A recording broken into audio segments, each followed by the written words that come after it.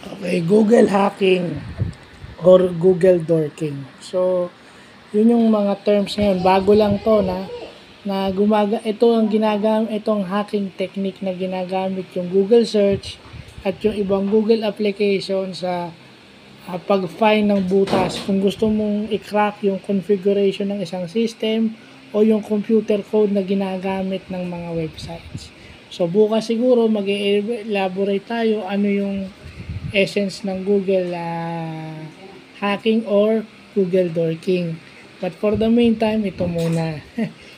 Kasi hindi na rin ako masyado nagko-code ngayon kaya medyo iwan na ako sa mga ganyan. Again, yung mga alam na to, which is ito siguro yung mga pinagmamalaki nila na alam na nila to. Pero sana, ito yung mga bagay na second na lang. Kasi ito yung mga bagay na dapat second nature na sa inyo.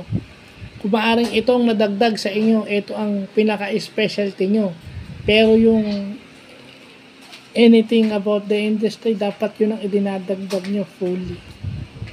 Kasi mawawalang silbi itong galing nyo sa Google hacking o Google dorking kung yung ibang mga bagay hindi nyo alam. Magiging limited lang kayo dito pag hanggang dito lang ang alam nyo. So, yun lang po.